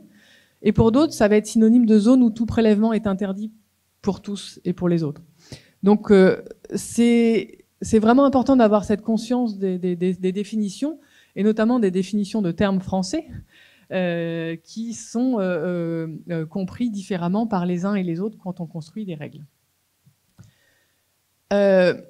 On va vous parler en quelques minutes d'un projet qu'on a réalisé, qui était financé par la Fondation de Sens et la province des îles Loyauté, qui donne un exemple en fait de comment est-ce qu'on peut traduire les représentations et les savoirs pour débattre des règles. On est parti du principe qu'on avait observé que l'animal emblématique pouvait être marqueur de sens pour les uns et les autres et pouvait donc être un levier d'action. Tout le monde a quelque chose à dire sur la baleine. Et donc, si on comprend mieux toutes les représentations que les gens ont à ce propos et les liens qu'ils ont avec cette espèce-là, peut-être qu'on va pouvoir se mettre ensemble pour écrire des règles qui vont être mieux comprises et vraiment co-construites. Donc on a fait beaucoup d'entretiens très longs, comme on fait habituellement dans nos disciplines, où on s'assoit pendant 1 heure, 2 heures, parfois 7 heures, quand les gens ont vraiment beaucoup de choses à partager avec nous. Ce ne sera pas le cas aujourd'hui. Et on a aussi fait un petit questionnaire très court, avec 2 questions. Parmi les animaux marins, quelle espèce marine est emblématique pour vous et pourquoi?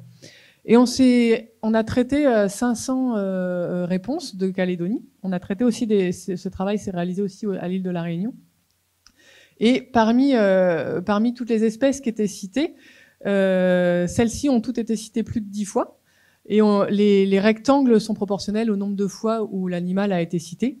Donc on voit les espèces qui sont les plus souvent citées. Hein. La tortue, elle a été citée 416 fois sur 500 personnes. Les gens pouvaient en citer plusieurs, donc elle est vraiment très très souvent citée comme animal emblématique pour la personne. Et lorsqu'ensuite on a demandé pourquoi, il y a eu énormément de phrases, de réponses. Certains donnaient quelques mots, d'autres donnaient 2-3 lignes de réponse où c'était souvent par écrit. Et on a essayé de classer ces réponses-là pour essayer d'en faire des visuels qui vont pouvoir servir au dialogue. Et donc là, c'est 22 grandes raisons qui justifient le fait qu'un animal est important, emblématique pour les gens de Nouvelle-Calédonie. Et celles qui sont en haut, on a fait une loupe dessus là. Pourquoi est-ce que les espèces marines sont emblématiques pour les gens de Nouvelle-Calédonie? La raison qui est le plus ressortie, c'est le fait que c'était une espèce consommée et appréciée. Les gens pouvaient donner plusieurs raisons. On pouvait avoir des fois jusqu'à 4-5 raisons dans une même réponse. On laissait les gens libres. Et donc, ils pouvaient aussi l'associer à le fait que c'était une espèce menacée, le fait que c'était une espèce dotée d'un rôle écosystémique important.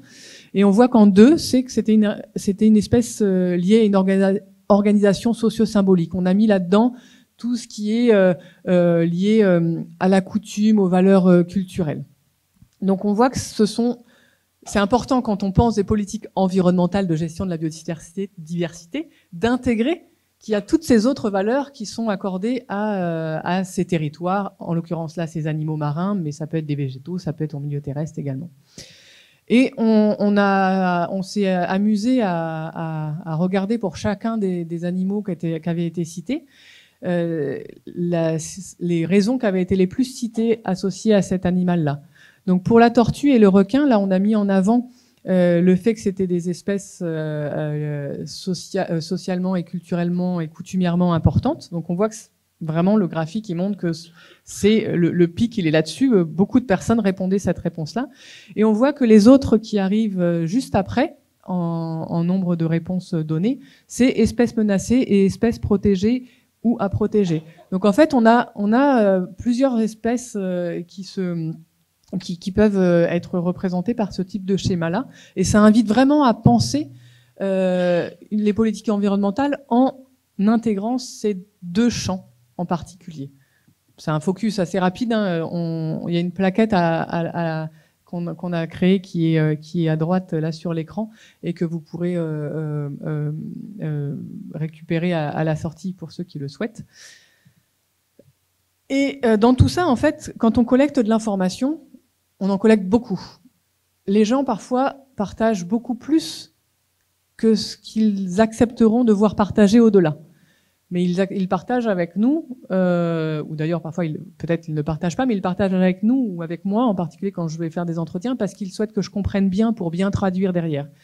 Mais il est vraiment important de considérer qu'il y a des secrets à respecter, et que le secret, il a vraiment sa place dans la gestion des hommes et des espaces. Donc c'est la vignette qui est proposée là sur le fait que quand on parle d'espèces emblématiques, quand on parle de requins, de tortues, de baleines, quand on parle de certaines plantes, c'est rattaché aussi à la dimension du sacré. Quand je parle de sacré, c'est que les endroits qui sont interdits parce qu'on a vu apparaître une forme entre guillemets mythique à cet endroit, c'est parce que c'est l'origine du monde, c'est rattaché aussi à l'intimité de chaque clan. Aujourd'hui, il y a des clans qui portent le nom de ces espèces emblématiques, mais il y a des clans qui continuent à faire des offrandes. Et à partir du moment où on interroge sur la réglementation des animaux en général, c'est de se détacher aussi finalement de la nature en tant qu'objet. Alors que pour la conception d'ici, c'est qu'on n'est pas détaché de la nature. On fait partie de ce tout et que pour le coup, le fait de vouloir forcément le dissocier, c'est comme si on regarde de ce qu'il y a à l'intérieur même du panier de l'intimité des personnes. C'est là où la considération sur le sacré, c'est un jeu de mots facile. Sacré et secret, c'est en français, hein, mais ce qui est dans nos langues, c'est forcément rattaché à l'enracinement, l'originalité au sens s'originer, mais aussi aux endroits, à la toponymie, aux espaces, et puis finalement à ce qui est le cheminement de ce groupe avec sa propre histoire, avec sa propre mythologie, et que à partir du moment où on dit qu'on est né de notre référence, c'est le requin, on n'a pas le droit de le toucher, on lui doit le respect, il nous accompagne, on va lui demander de cheminer avec nous, de nous accompagner à l'occasion des saisons de pêche. C'est pareil pour les tortues, c'est pareil pour les baleines, c'est les indicateurs qui marquent finalement l'intervention du sacré dans le monde des vivants, matérialisé sous la forme de cette espèce-là qui va être une carangue ou un bossu, et qui finalement joue son rôle en étant visible pour ce qui est lui-même. Mais on n'est pas détaché de la nature. Cette dichotomie, elle vient pas d'ici. Et c'est là où parfois la compréhension elle est faussée, parce que c'est vouloir forcément imposer une distinction qui n'est pas dans nos manières d'interroger ce rapport ou à la faune ou à la flore. Donc c'est à chaque fois cet équilibre qui est à respecter. Si on voit apparaître telle espèce, ça voudra dire quelque chose, ça signifie quelque chose à une telle période.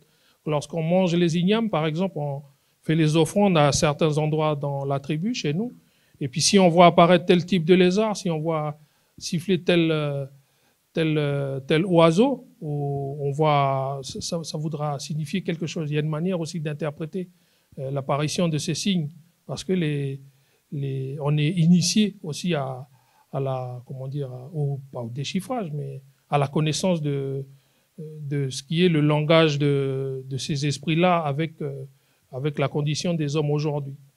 Donc voilà, sacré, secret, c'est un petit peu pour ça qu'on a voulu l'intégrer aussi dans les dispositifs de gestion. On n'est pas obligé de tout savoir sur tout. Il faut aussi prendre compte que l'intimité des clans, il faut respecter. Et que voilà, c'est parfois perçu comme maladroit, mal élevé de vouloir demander il est où ton caillou, il est où ton totem, il est où ton trou d'eau. Ça, c'est pas tellement bon, ça. Donc c'est aussi pour ça qu'on a voulu l'intégrer dedans. Et pour terminer, même si on en a parlé dans toutes les parties jusque-là, on a envie de partager avec vous deux éléments sur comment est-ce qu'on apprend aujourd'hui, comment est-ce qu'on apprend pour construire des modes de gestion ensemble, en considérant qu'il y a des choses qu'on ne va pas forcément connaître de l'autre, mais on sait qu'on a différentes manières de voir. Et une deuxième partie qui nous sortira un petit peu des modes de gestion eux-mêmes, mais qui visera à réfléchir à comment est-ce qu'on apprend à apprendre aujourd'hui, comment est-ce qu'on apprend à être attentif à son environnement, ses liens, ses relations aux différentes formes de vie, en voyant les différentes innovations actuelles pour continuer d'apprendre, même si on n'est plus pour continuer d'apprendre avec la diversité des moyens qu'on a aujourd'hui pour apprendre. Donc pour l'apprentissage, apprendre à construire des modes de gestion ensemble, Emmanuel a commencé par partager une expérience récente qu'il a observée en Prince-Nord. On a eu la chance avec le consulat australien d'accueillir les Indigenous Rangers. Donc c'est une qui travaille sur zone coutumière et puis qui depuis quelques années sont eux aussi il y a des programmes d'aide avec les populations autochtones et ils contribuent à la préservation des savoirs traditionnels. Donc ils sont recrutés pour travailler sur la réserve pour leur connaissance de tout ce qui est la gestion de l'environnement, les techniques sur brûlis autant que la connaissance de ce qui est la biodiversité. Donc c'est intéressant aussi de se dire que voilà, aujourd'hui de par le monde, hein, on se rend compte qu'il y a des expérimentations qui sont formulées et puis qui prennent en compte pour partie les savoirs traditionnels dans les dispositifs de gestion. La deuxième, la vignette suivante, c'est aussi rattaché à la prise en compte finalement de ce qui est l'organisation politique. Il n'y avait pas de problème autrefois, je pense, hein, sur la gestion des écosystèmes, puisque, en tout cas ici en Calédonie, les endroits sacrés, la gestion de la réserve, c'était quelque chose, somme toute, d'assez lointain. À partir du moment où on a mis en place la provincialisation et la réglementation qui découle de la gestion de ces espaces partagés, on va voir apparaître finalement ce frottement entre les compétences qui sont celles de l'organisation politique, des chefferies. Je vais sanctuariser un espace parce que dans 2 ans, 3 ans, il y a un nouveau chef qui va être intronisé. Donc je préserve la ressource à cet endroit-là.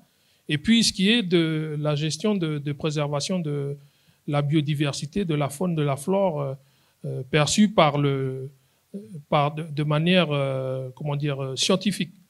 Donc c'est un petit peu c'est aussi à partir de ça qu'on essaye de trouver dans quelle mesure ce frottement il peut amener à repenser les problématiques de gestion, puisque si pendant 2000 ans, les gens ils ont eu l'habitude de gérer ces espaces-là de telle manière, et puis qu'aujourd'hui, en l'espace de 20 ans, depuis, je sais pas moi, 2000, les années 2000, la mise en place des provinces, c'est 98, et c'est 90 plutôt, c'est 88, accord de Matignon, c'est somme toute assez récent. Hein. Et donc du coup, les problématiques qui sont rattachées à la gestion, elles sont aussi nées de cette confrontation, de ces deux visions où parfois les gens ont l'impression d'être dépossédés pour partie de ce qui est leur compétence, qui sont celles que je disais tout à l'heure, rattachées au mythe, rattachées, etc., à l'identité des groupes, quoi. Donc il faut cheminer. Voilà, c'est un petit peu lorsque cela est possible. Si c'est pas possible, de toute façon, il faut inventer. C'est ça. Lorsque cela est possible, c'est une bonne fin comme tu l'as formulé. Et c'était aussi pour rappeler que la structuration politique et coutumière, il y a des endroits où elle est bien fonctionnelle et c'est facile. Les interactions sont plus faciles pour co-construire, alors que dans d'autres endroits où c'est moins fonctionnel pour des raisons sociales souvent et qui vont durer quelques années ou très longtemps, c'est des moments où ça va être plus compliqué de co-construire les choses afin de gérer les endroits. Et ça, les choses ont évolué de tous les côtés et donc on est vraiment obligé d'innover et de s'appuyer sur les différentes options, les différents chemins qui peuvent permettre de construire des politiques environnementales, puisqu'on parle de ça, qui soient comprises et qui correspondent au mieux aux attentes pour que les gens respectent. Donc on apprend aujourd'hui à construire des modes de gestion qui n'existaient pas auparavant, et qui, pour être compris et ajustés, comme on vient de le dire au plus grand nombre, doivent vraiment s'inspirer des différentes manières de voir, de concevoir, de sentir, avec les sens, comme tu le disais tout à l'heure, Emmanuel, et de gérer. Mais il importe aussi que chacun de nous puisse continuer d'expérimenter le monde et d'apprendre à apprendre. Non pas d'apprendre une chose puis une autre, d'apprendre par cœur, mais d'apprendre à être attentif. Et c'était vraiment l'objet de l'exposition et aussi au cœur de notre présentation aujourd'hui. Donc pour terminer notre section, on propose une section qu'on a appelée « Comment apprendre à apprendre ». Nous tenons en particulier à rappeler que si les savoirs écologiques se renouvellent, c'est-à-dire on sait lire l'environnement, on sait que quand il y a tel oiseau qui passe, ça va vouloir dire ça, on sait que quand les nuages sont ainsi, il va y avoir une sécheresse ou un cyclone, et donc les gens qui sont inscrits dans une ruralité, dans des pratiques de pêche, d'agriculture, etc., kanak ou non kanak, sont tout à fait habitués à ajuster ces savoirs-là, et ils sont confrontés au changement. Et aujourd'hui, on peut toujours apprendre en faisant, en pratiquant la pêche, en pratiquant l'agriculture ou d'autres activités, en écoutant, en sentant, mais on apprend aussi à l'école. On apprend par les médias divers, on apprend par l'Internet, les réseaux sociaux de plus en plus. Et on propose de partager très rapidement 3 exemples de nouvelles modalités d'apprentissage qu'on a observées, auxquelles on a pris part d'ailleurs. Une que vous connaissez bien, qui est juste à côté, qui est le chemin kanak d'ici, du centre. Bon, c'est facile, hein, c'est juste en bas. Mais quand on parle de chemin kanak, c'est une création. Hein. ça n'existe pas le chemin Kanak. Enfin, c'est une vision de l'esprit. C'est pas un chemin qui est emprunté que par les Kanaks. C'est un chemin qui est pensé à l'origine dans la conception muséographique, dans la collaboration entre Renzo Piano et puis le comité de pilotage, la nécessité de comprendre ce qui est le lien entre l'homme et la nature.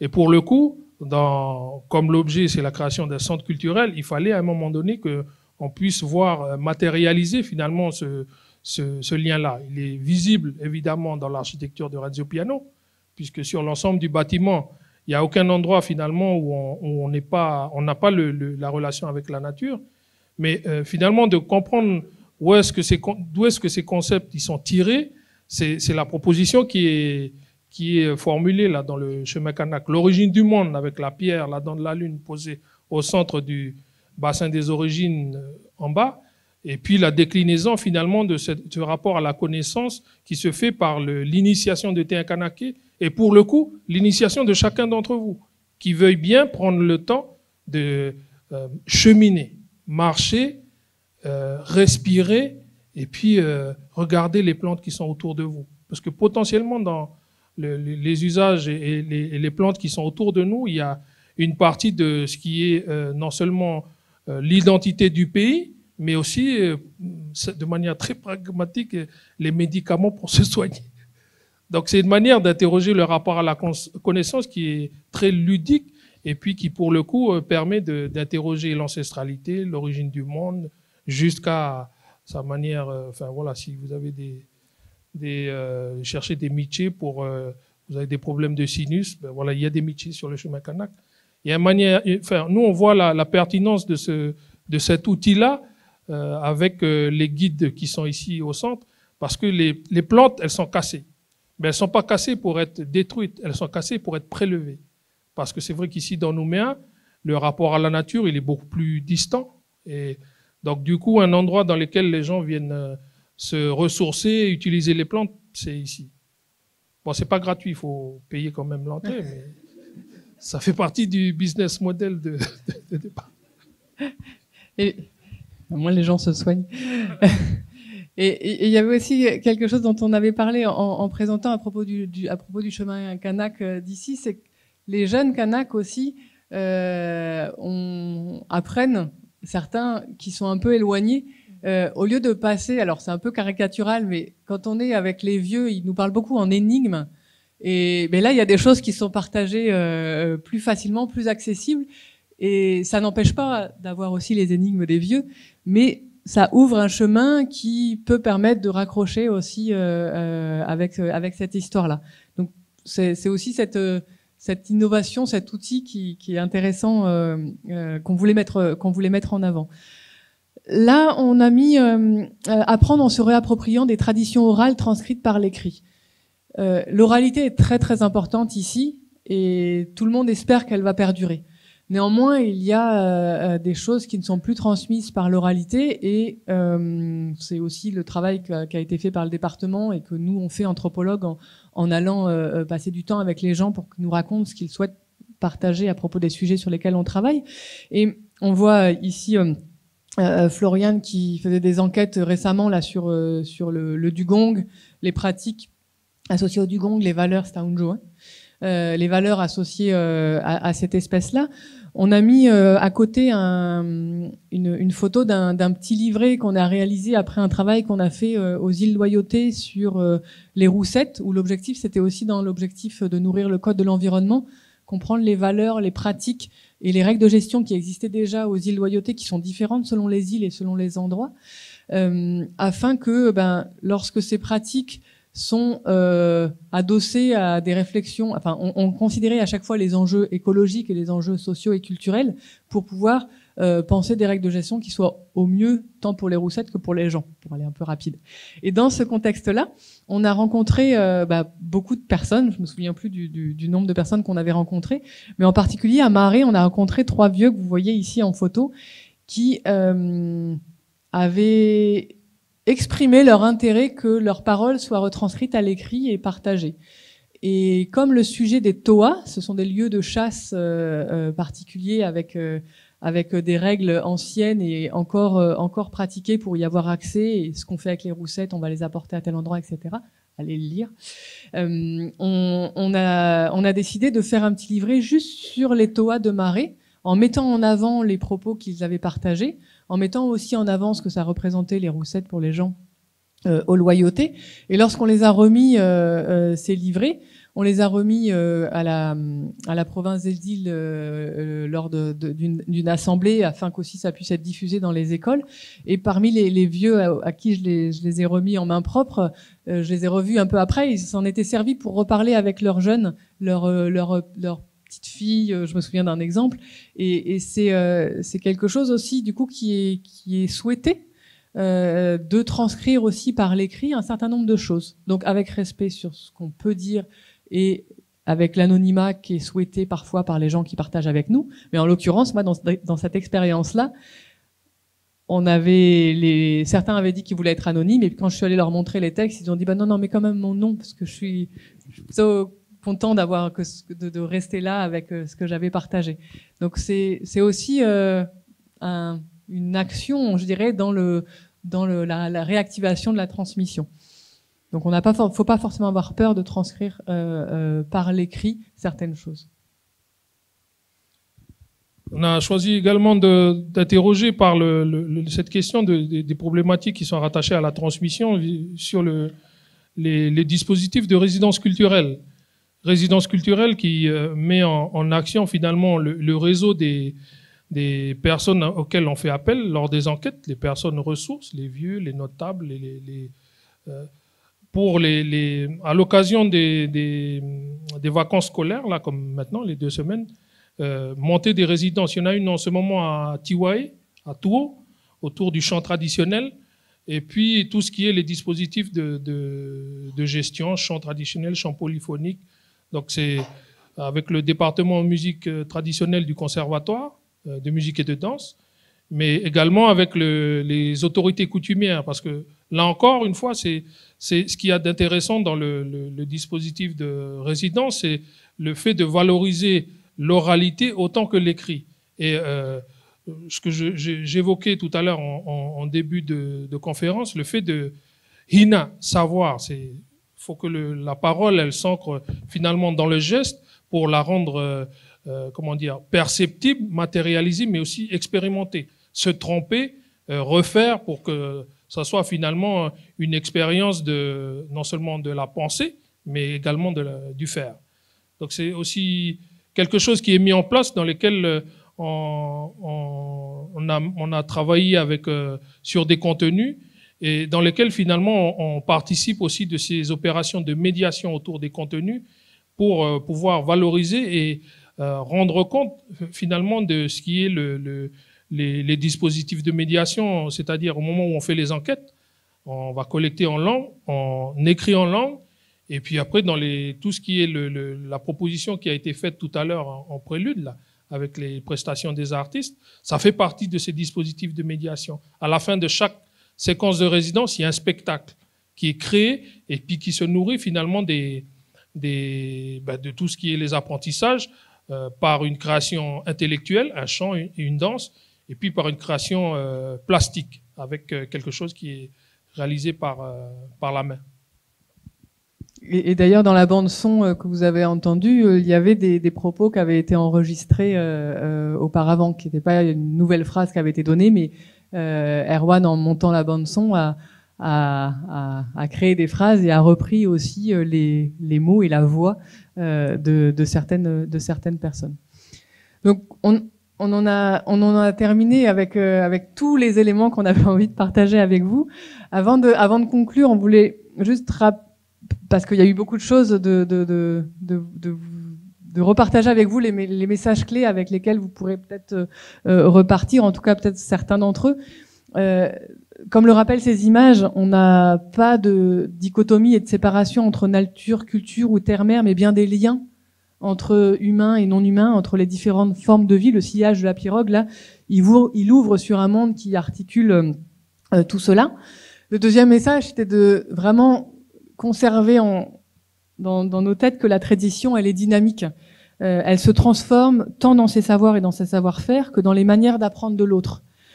C'est vraiment quelque chose qui nous tient à cœur, Emmanuel et moi, de rappeler ça. Nos traditions, elles se transforment en fonction de nos besoins et de ce fait, nos manières d'apprendre, de transmettre, d'être attentifs, elles se reformulent aussi au regard de l'évolution de la société. Et la tradition, elle n'est pas figée il y a 100 ans, elle continue d'évoluer et c'est ça qui nous ancre. Et cette tradition-là, qui est dynamique, elle mérite vraiment d'être reconnue et considérée dans la production de nos politiques. Et si toutes les traditions sont considérées, les traditions, là on a beaucoup parlé de traditions kanak, mais il y a plein d'autres traditions, en fait ça aide vraiment à poser de notre point de vue un débat conscient et plus équilibré entre les acteurs qui construisent les réglementations et qui construisent les réglementations. On va aller plus vite. Et le 4e message, c'est qu'il est vraiment pas nécessaire de tout connaître. Et c'est aussi ce qu'on voulait partager et ce que Nicolas Mollet a réussi à faire partager avec sa création numérique de 4-5 minutes, c'est qu'on comprend pas tout. Selon nos histoires, selon nos situations, on va comprendre certaines choses, mais c'est pas grave de pas tout comprendre. Et on n'a pas du tout besoin de tout comprendre pour travailler ensemble à la gestion. Et le 5e message, c'était que l'enjeu n'était pas d'apprendre des choses et de se nourrir de plein de choses, mais vraiment d'apprendre à être attentif pour pouvoir s'adapter et continuer d'écouter le monde. Et pour conclure, on a voulu prendre un tout petit peu de hauteur au-delà des exemples qu'on a partagés d'ici, avec en citant un jeune philosophe français, Baptiste Morisot, qui, dans Manière d'être vivant, un ouvrage qu'il a publié en 2020, il parle de cosmopolitesse. Il parle de réinventer une cosmopolitesse. Il s'agit, je lis sa citation, de retrouver et de réinventer les égards ajustés envers les autres formes de vie qui font le monde, d'être enfin cosmopolite. Avec Emmanuel, on trouve que cosmopolite, ça résonne en particulier avec le terme de respect et d'humilité qui est souvent employé ici. Et on pense qu'en milieu kanak, même s'il y a eu beaucoup de changements, si les manières de voir, elles ont été bousculées et sont plus partagées par tous, on n'est plus dans un monde kanak d'il y a 200 ans, on est dans un monde kanak d'aujourd'hui, mais il persiste toujours une manière de voir dans le monde qui est ancrée dans le lien entre les humains et les non-humains. Et nous proposons que cette manière de voir le monde, elle invite à cette cosmopolitesse dont parle Baptiste Morisot, qui est une manière d'agir avec égard, avec attention, en considérant les liens entre toutes les formes de vie, en s'en nourrissant aussi, parce que se nourrir de ces éléments, c'est pas leur manquer de respect, au sens propre comme au sens figuré. Et donc, retenons qu'on n'apprend pas aujourd'hui comme on apprenait hier et on apprendra sûrement différemment demain. L'enjeu est vraiment de rester attentif, de continuer d'apprendre à apprendre, quels que soient les cercles, les spirales, les chemins où se construisent les apprentissages. Et pour reprendre les termes en langue foyer que rappelait Emmanuel en introduction, en mobilisant vraiment tous nos sens et en étant le chemin de l'autre. Merci. Il revient.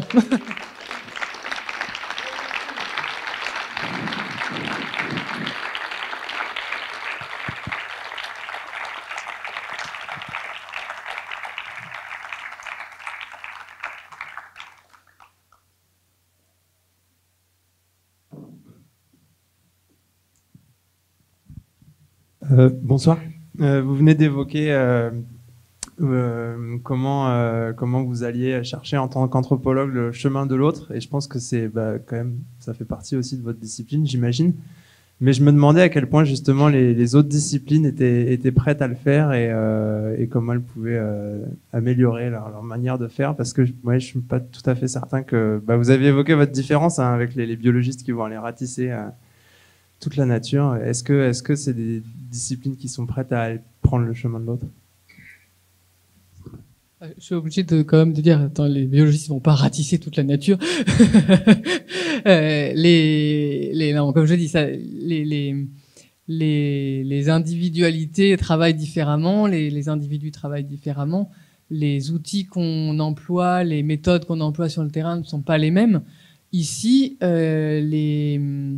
des travaux ont été menés aussi au niveau juridique dans les différentes collectivités pour accompagner aussi ce travail-là. Alors c'est pas facile parce que il y a des chercheurs qui veulent respecter, qui veulent passer par les chemins par lesquels on leur dit passer, on leur dit qu'il faut passer. Parfois, ils n'y arrivent pas à aller jusqu'au bout parce que c'est très long, parce que c'est compliqué. Donc il y a vraiment, et il y a un travail actuellement qui est en cours pour pouvoir faciliter que ces chemins soient bien compris par tout le monde et puissent être menés sur des temps pertinents pour réussir à mener les recherches. Ensuite, on en parlait aussi avec Emmanuel quand on préparait notre conférence. On a souvent besoin d'être, quand on est chercheur dans des disciplines plus orientées biologie, écologie, lorsqu'on va sur des terrains qui sont les terrains des autres, une terre coutumière par exemple, on a besoin d'être accompagné. Et puis de toute façon, les gens qui connaissent le mieux le terrain, c'est les gens de l'endroit. Donc il y a ce besoin d'être accompagné. Et on disait c'est pas forcément une personne qui est légitime pour accompagner, qui va accompagner dans le sens légitime coutumièrement haut placé, quelque chose comme ça, si on a ça en tête, mais c'est une personne aussi qui va être en capacité de traduire les concepts et d'aller sur le terrain, de comprendre ce que la personne réalise, etc. Donc, en fait, c'est pas facile à mettre en œuvre. Et encore une fois, je dis, il y a des chercheurs qui veulent faire bien et d'autres peut-être qui veulent qui ont moins cette attention-là, on va dire.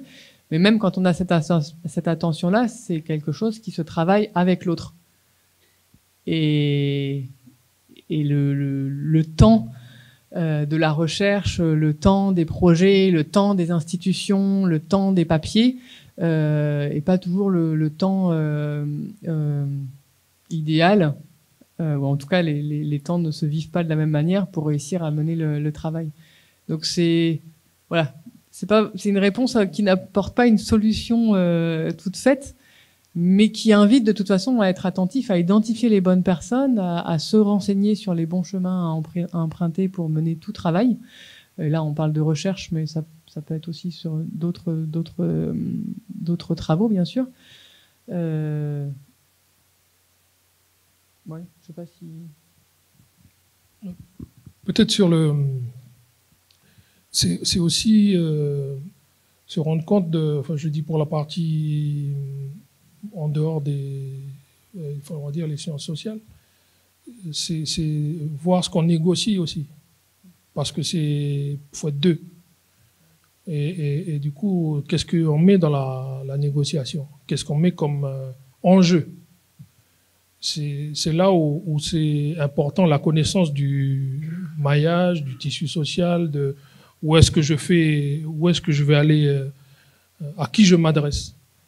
Et je donne un exemple, il y a eu, je sais pas, il y a 4 ans ou 5 ans de ça, et non, je crois que c'est en 2016 ou 2017, il y a eu une enquête partout dans la région Pacifique, et puis je pense aussi dans le monde, sur une grande campagne autour de machin ADN. Je sais pas si vous vous souvenez de ce travail-là, qui a été... Et puis il y a des chercheurs qui sont venus ici au pays, et puis ils sont venus nous voir pour demander de accompagner, parce que ça nous permet d'apprécier de quelle manière les populations ont migré, etc. Et savoir les origines. Et puis ils sont arrivés, ils ont présenté cette opportunité là-bas au Sénat coutumier. Enfin, ils voulaient aller là-bas. Et puis ils se sont vus refuser de manière très sèche une fin de non-recevoir. Et puis ils ont été très, pas heurtés, mais je crois dans beaucoup de pays dans le Pacifique, les gens acceptaient. Et puis il y a quelques-uns qui sont venus ici au centre quand je travaille ici pour me demander mais pourquoi vous ne voulez pas, vous les Kanaks, qu'on explore d'où est-ce que votre ADN il vient. Et puis c'est intéressant comme approche parce que c'est sur de la recherche et puis ça permet de confronter l'archéologie, les traditions orales, les migrations, de quelle manière, et puis finalement comment bah voilà, le matériel biologique qui circule, quoi. Et parce que la réponse c'est aussi, elle est dans l'histoire de Te Akanake. Nous, on connaît notre origine. Et que c'est ceux qui ne connaissent pas qui font cette recherche. C'est comme ça que la réponse, elle a été formulée pour eux. C'est qu'ils sont en train de se chercher eux, mais ils nous ont trouvé nous. Et puis ils nous posent la question de venir regarder dans notre sang. Mais pourquoi ils ne nous demandent pas juste de dire d'où est-ce qu'on vient? Il faut aller regarder dans le sang. Donc c'est pour ça que parfois, voilà, c'est l'enjeu que tu mets dedans. C'est ça qu'il faut dealer. Et puis qu'est-ce que les populations elles gagnent dans cette recherche? C'est quoi que tu ramènes pour eux? Si c'est parce que c'est du temps que tu prends sur leur quotidien et puis que tu vas partir avec, et puis finalement, enfin je disais tout à l'heure la question de la jeune fille là sur le chemin pour accéder au savoir. Par contre, le chemin pour accéder à la science, c'est plus facile d'accéder au savoir traditionnel que le retour vers la science. On a beaucoup plus de mal. Donc, encore une fois, ce n'était pas une réponse, mais c'était juste une illustration. Une dernière intervention, peut-être? Bonsoir. Merci pour vos interventions à tout le monde. Alors, moi, j'ai relevé 5 mots-clés de vos interventions. C'est selon moi, hein, mais c'est ma façon de comprendre les choses. Alors, j'ai relevé nature, écologie, culture, identité. Et pour ces 4 mots-clés, elles sont reliées à la transmission. D'accord. Et donc, par rapport à ces 5 mots-clés, je vais soulever 2 questions. Ma première question, c'est comment... je suis kanak, hein, donc c'est vraiment des questions qui me sont très... Enfin, qui me travaillent, quoi. Et donc, comment permettre à nos enfants de vivre, de sentir, de voir, de comprendre et de conceptualiser la nature dans la continuité de nos anciens, afin qu'ils deviennent des acteurs éclairés, ancrés identitairement dans leur milieu de vie, à l'heure de l'occidentalisation de la pensée de l'enfant kanak par l'éducation et les médias. Ça, c'est ma première question. Ma deuxième question.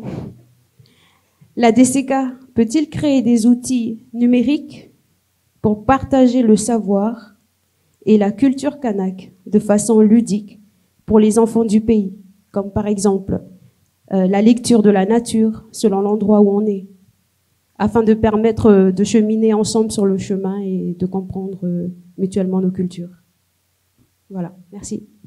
Bon, en tout cas, d'abord, merci beaucoup hein, pour la synthèse déjà des mots-clés et d'y relier la transmission. Donc, merci pour la question. Les 2 questions, c'est vraiment des très, très grandes questions. La première, surtout, je vais pas faire une longue réponse parce que là, il faudrait plusieurs jours, je pense. Mais j'ai envie de reprendre une phrase que j'ai dite à un moment qui me semble très très important et à tous les niveaux de la vie et dans tous les endroits qui enseignent aux enfants, c'est que apprendre des choses par cœur, à bourrer le crâne, pour reprendre les termes, est quelque chose qui est peu aidant pour pouvoir justement s'adapter, s'ajuster et vivre demain. Alors j'ai pas écrit l'entièreté de ta question, mais presque. Et donc du coup, c'est vraiment d'apprendre à apprendre en fait et d'apprendre à construire un esprit critique.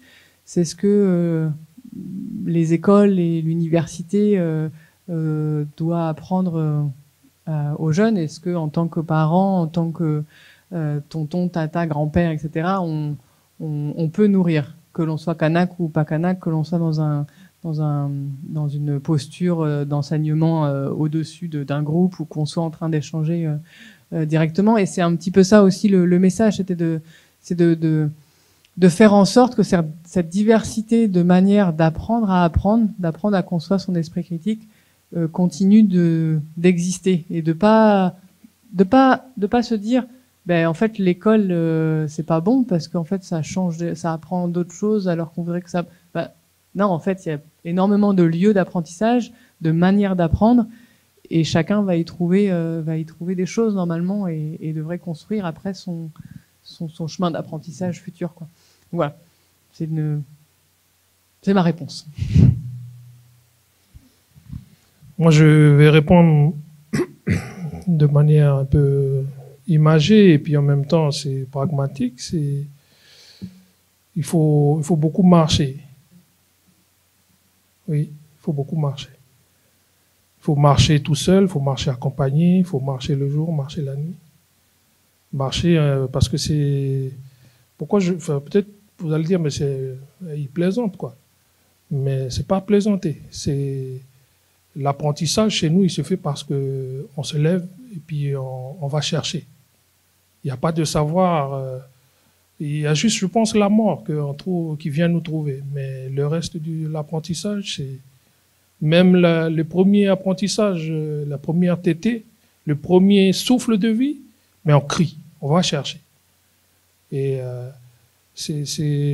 Pessindan, c'est ça. Il faut être le chemin, éclairer ceux qui ça éclaire. Ils n'ont pas la lumière, on va faire pour eux. Mais merci de poser la question de manière pratique, parce que je pense que si vous êtes resté jusqu'à quelle heure, là, 20h56, c'est que vous avez pris le parti de cheminer, quoi. Cheminer, bon, on est resté assis, mais je veux dire par là que pourquoi je dis que c'est pas de la plaisanterie, c'est que comment je traduis dans ma langue. Culture, je dis toujours à chaque fois que je fais des conférences, hunhen, hunmo. Hunmo, tu restes assis dans un endroit, puis tu te nourris des paroles que les vieux te donnent. Il y a deux manières, il y a hunmo, puis hunhen, tu te lèves. C'est ça la reformulation. C'est la pulsation, c'est le battement du cœur. C'est le premier geste que tu fais quand tu veux vivre. Tu respires. Tu expires parce qu'il y a les tontons qui soufflent sur toi, il y a la vie qui rentre dans tes poumons. Puis le dernier geste que tu fais, c'est expirer. Donc, c'est aussi en ça que je réponds, il faut marcher. C'est parce que on se lève et puis qu'on chemine qu'on est capable de faire les gestes de bonjour. Ou les ménos, c'est ça. C'est dans la terminologie, les gestes qu'on dit en français bonjour, là. Uremeno, c'est un bout de chemin. Tout le savoir, il se construit parce qu'on chemine. On se lève, on va chercher. Et puis une fois qu'on a fini de faire ce geste-là, on a dit, je viens de tel endroit, même si c'est pour un café. Après, on s'assoit, on fait la coutume, on fait debout. On arrive chez quelqu'un. Voilà, je me lève. Puis après, je m'assois. Café, on mange, puis là, on raconte le truc. Tu écoutes, tu sens, tu respires, tu vois. Et puis après, tu ressens avec ta langue. Parce que tu vas entendre les histoires, tu vas manger, ça va venir dans ton ventre, et puis après, tu vas te relever encore. Donc, je ne sais pas si c'est le travail de la DCK, mais en tout cas, je sais que c'est d'abord la première fonction de tous les êtres vivants, c'est de procéder de cet échange-là qui nourrit les relations entre nous, les individus.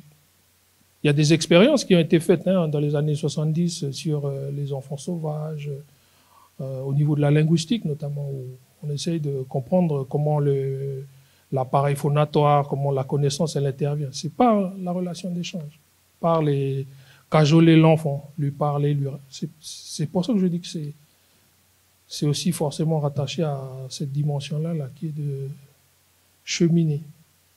Voilà.